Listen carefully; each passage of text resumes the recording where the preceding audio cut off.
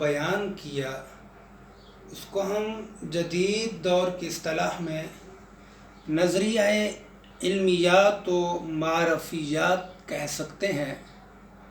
یعنی theory of ایپسٹیمولوجی یا فلسفی آف ایپسٹیمولوجی۔ اگر ہم ایپسٹیمولوجی کا جائزہ لیں تو موجودہ دور میں تمام فلسفہ کی شاخوں میں سے علمیات کو بنیادی اہمیت حاصل ہے۔ کانٹ کے بعد علمیات کے میدان میں بہت بڑی چینجز آئی اور دنیا کا رخ بدل گیا۔ اگر ہم یہ کہیں کہ جدید تہذیب کی بنیاد ایک نئی ایپسٹیمولوجی پر رکھی گئی، جب تک نئی تھیوری آف ایپسٹیمولوجی یا نیا نظریہ علم وجود میں نہیں آیا، تب تک یہ جو جدید تہذیب ہے، مغربی کلچر جو ہے، جدید تہذیب، ماڈرن سیولائزیشن، یہ جدید نظریہ علم کی بنیاد پر ہی وجود میں آئی ہے۔ گویا اس اعتبار سے نظریہ علم کی بہت زیادہ اہمیت حاصل ہو جاتی ہے۔ تو مقدمہ میں ان چیزوں پر بحث کی گئی۔ ہم انشاءاللہ امام کی جو تحقیقات ہیں وہ بھی پیش کریں گے اور ساتھ ساتھ جدید تحقیقات کا بھی مطالعہ کریں گے اور واضح کریں گے کہ فلسفہ ایپسٹیمولوجی یا نظریہ علم اس وقت کس پوزیشن پر ہے اور اسلام کا اس بارے میں کیا موقف ہے۔ اگر اس کی مزید تحقیقات وہاں بھی ہم ان دروس میں بھی ہم کریں گے۔ اس کے ساتھ ایک اور دروس میں انشاءاللہ آج سے ریکارڈ کرانے جا رہا ہوں، وہ ہے تحقیقات قرآنی، یعنی میرے کچھ مضامین ہیں، کچھ کتابیں ہیں جو تیار ہو چکی ہیں اس بات پر، جو تحقیقات قرآنی کے نام سے تحقیقات قرآن مسودہ تیار ہے۔ اس میں تقریباً یہ کئی جلدوں پر مشتمل ہوگی۔ اس میں ہم قرآن کے متعلق جدید اور قدیم تحقیقات کا نچوڑ پیش کر رہے ہیں، تھیوری فلسفہ کے انداز میں یا سائنس کی روشنی میں رہتے ہوئے۔ تو ان دروس میں بھی انشاءاللہ جو پہلا درس ہے وہ ہے ہی اسی پر کہ نظریہ علم کیا ہے، اس کی حقیقت کیا ہے، اور اس میں کافی وضاحتیں ہیں۔ تو آپ یہ جو دروس ریکارڈ کیے جائیں گے ان کو بھی سنیں تاکہ جدید فلسفہ اور کلام سے آپ کو آگاہی حاصل ہو۔ اس کے بعد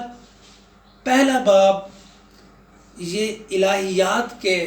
مسائل پر ہے، تھیالوجی، الہیات تھیالوجی کے مسائل پر ہے، جس میں کئی چیزیں شامل ہیں۔ نظریہ تخلیق کائنات، یہ کائنات کیسے بنی، انسان کیسے وجود میں آیا، اور پھر انسان کی حیثیت کیا ہے، وہ حادث ہے یا قدیم ہے، یعنی وہ قدیم مباحث جن کا تعلق قدیم کلامیات سے تھا ان کو اس انداز سے بیان کیا تاکہ ان کی معنویت اور اسلام کا صحیح موقف سامنے آ سکے۔ ہم ان مباحث میں اضافہ کریں گے اپنے زمانے کے جو جدید مسائل ہیں، جس میں نظریہ ارتقاء، تھیوری آف ایولیشن بہت بنیادی اہمیت کی حامل ہے، اس کا بھی جائزہ لیں گے، اور یہ کائنات کس طرح ہمارے وجود میں آئی اور اس کائنات میں انسان کا مقام کیا ہے، جس کو ہم اینتھروپولوجی یعنی علم بشریات یا علم انسان، اینتھروپولوجی کے وہ تمام مباحث جو کہ اس وقت ماڈرن شیپ کے ساتھ مروج ہیں، ہم ان کا بھی جائزہ لیں گے۔ اس باب میں بنیادی طور پر یہ ساری چیزیں بیان کی گئیں۔ اس میں کافی طویل مباحث ہیں۔ اور دوسرا باب نبوت اور رسالت کے بارے میں ہے۔ اس میں ہم نبوت اور رسالت کی حقانیت اور وحی کی حقانیت اور وحی کے ذریعہ علم ہونے پر وحی بطور ذریعہ علم ہے، اس پر بھی ہم تفصیلی گفتگو کریں گے، اور ساتھ ساتھ نبوت اور رسالت کا اثبات کن طریقوں سے ممکن ہے، اور نبوت اور رسالت کا آغاز کس طرح ہوا اور اس پر تکمیل کس طرح ہوئی، اور مختلف زمانوں میں مختلف جگہوں پر انبیاء اور رسل مبعوث کرنے کے مقاصد کیا تھے، اور پھر سلسلہ انبیاء اب مکمل کیوں ہو گیا، اس کی تکمیل کیوں ہوگی، اب اختتام کیوں ہو گیا، ان تمام مباحث پر بھی ہم جائزہ لیں گے۔ اور اگلی تیسرا باب جو ہے یہ خالصتاً انسان کے متعلق ہے، یعنی انسان کا ارادہ، اس کی مشیت، اس سے صادر ہونے والے جتنے افعال ہیں، قضاء و قدر، اور کئی مباحث ہیں جن کو ہم اس تیسرے باب میں اس کا جائزہ لیں گے۔ اس میں بھی پچھلے باب میں، کیونکہ پہلے باب میں اینتھروپولوجی کے کچھ خصوصی مسائل پر ہم نے جائزہ لیا تھا، اور یہاں ہم پر اینتھروپولوجی کے ساتھ ساتھ نفسیات کے بھی، یعنی سائیکالوجی کے بھی کچھ مسائل کو ہم ڈسکس کریں گے، اور اس کے ساتھ تصوف کی بھی کچھ مباحث کا جائزہ لیں گے، تاکہ جدید نفسیات جو ہے اس کی روشنی میں ہم یہ جائزہ لے سکیں کہ قدیم نظریات درست ہیں یا جدید جو سائیکالوجی نظریات پیش کر رہی ہے، جدید نفسیات جن مسائل کو ڈسکس کر رہی ہے وہ کس قدر درست ہیں۔ اور چوتھا باب جو ہے وہ کچھ بنیادی مباحث ہیں کہ انسان سے جو اعمال صادر ہوتے ہیں، جو وہ جرائم، جن جرائم کا وہ ارتکاب کرتا ہے، ان جرائم کی نوعیت اور کیفیت کیا ہے، اور ان کے انسان پر اثرات کیا ہیں، اور اس میں کچھ کلامی مباحث بھی ہیں کہ مرتکب کبیرہ جو ہے وہ کافر ہے یا مومن ہے، اس کی کیا حیثیت ہے، یا جس سے گناہوں کا صدور ہو جائے، ارتکاب جو کبیرہ گناہوں کا ارتکاب کرے اس کا حکم کیا ہے۔ اس پر بھی مختلف نظریات، اور اس میں شفاعت کا بھی مسئلہ آئے گا، اور بھی کئی مسائل ہیں جن پر ہم انشاءاللہ تفصیلی گفتگو کریں گے۔ اس میں پانچواں باب وہ ایمانیات پر ہے، جس میں یہ چیز شامل ہوگی کہ ایمان کا تعلق اور ایمان کی حقیقت اور ماہیت کیا ہے، اور ایمان کہتے کس کو ہیں۔ اس میں اور کئی مباحث ہیں جس میں کہ آیا ایمان تصدیق قلبی ہے یا معرفت قلبی ہے، ایمان میں ارجاء کا کیا حکم ہے، ایمان مخلوق ہے یا کیا ہے،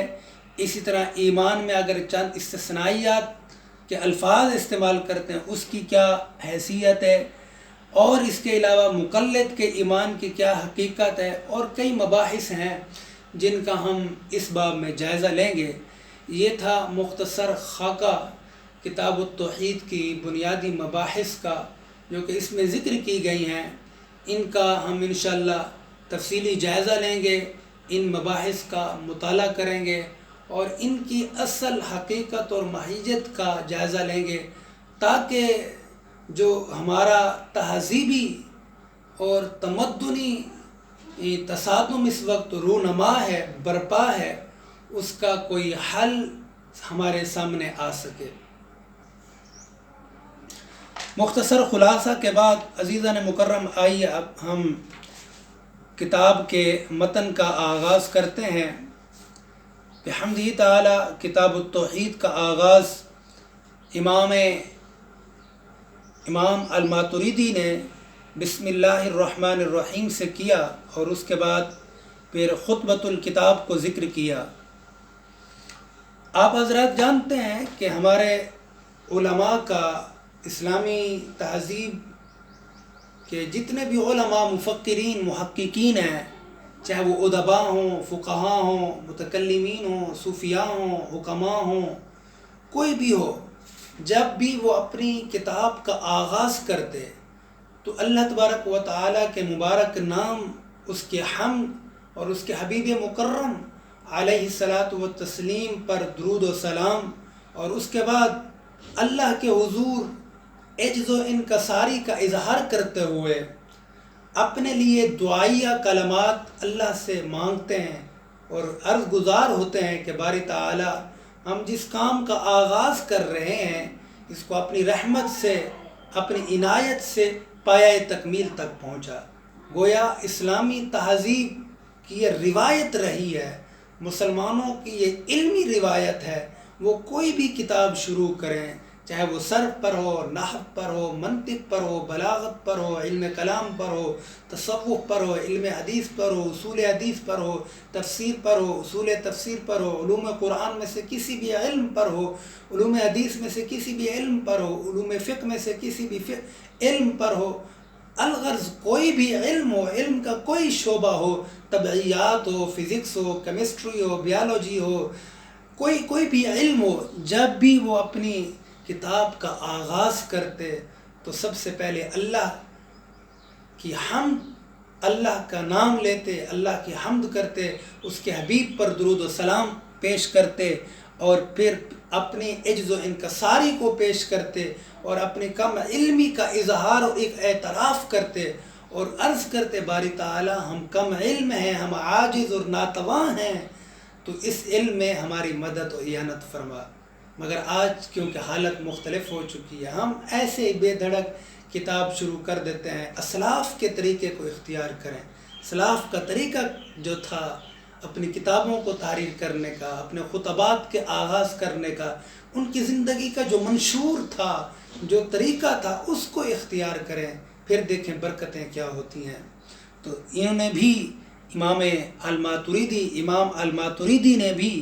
اپنی کتاب کا آغاز اپنے اسلاف کے طریقہ کار کے مطابق، اور پھر قرآن کی بھی یہی تعلیم ہے۔ دیکھیں قرآن عظیم کا آغاز بسم اللہ الرحمن الرحیم سے ہو رہا ہے، اور اس کے بعد الحمدللہ رب العالمین، اللہ کے حمد سے۔ پہلے بندہ مومن اپنے آپ کو یہ پیش کرتا ہے، باری تعالی میں تیرے ہی نام سے اس بابرکت کام کا آغاز کر رہا ہوں، اس میں تیری رحمانیت چاہیے، تیری رحیمیت کی میں طلبگار ہوں، تیری نوازشات اور عنایات کا طلبگار ہوں، تیری صفت رحمانیت اور رحیمیت کا اگر میرے ساتھ تعلق نہ ہو تو میں اس کام کو پایہ تکمیل تک نہیں پہنچا پاؤں گا۔ اور پھر اس کے بعد اس کی حمد اور کبریائی کا بیان کرتے ہیں۔ باری تعالی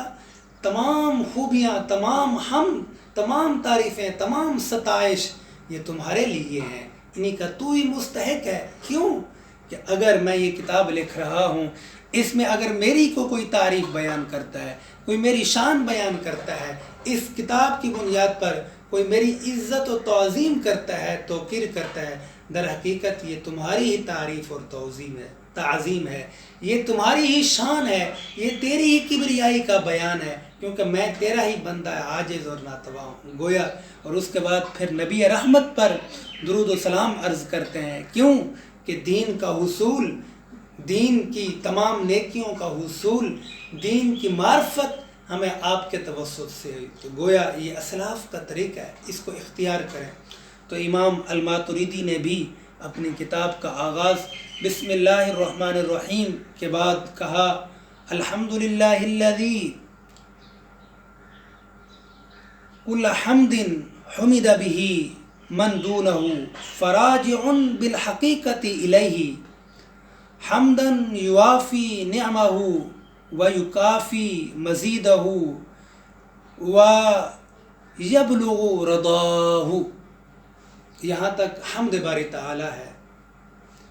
کہ اے باری تعالی تمام ستائش تمہارے لیے،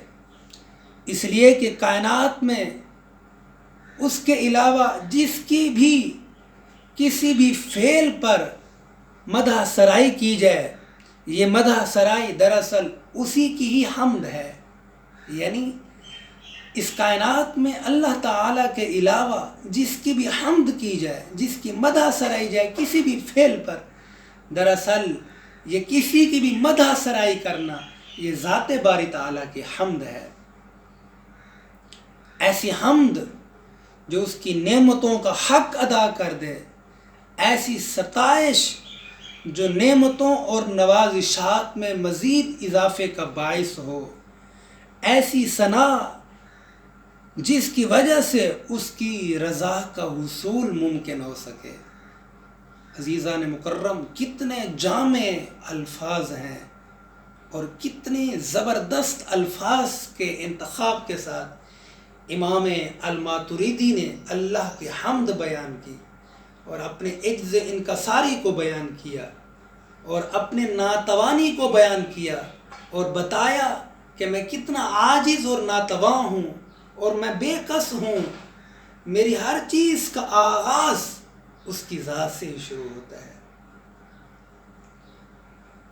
میری حمد، میری ستائش، میری تعریفیں، میری مدح سرائی، بلکہ کہا کائنات میں جس کی بھی مدح سرائی کی جائے گی، جس کی بھی شان اور عظمت کے ڈنکے بجائے جائیں گے، دراصل وہ اللہ تعالیٰ کی حمد ہے۔ میری مدح سرائی، انسان کی مدح سرائی، یہ دراصل اللہ کی حمد ہے، کیوں کہ میں اللہ کا شہکار ہوں، مجھے اللہ نے بنایا ہے،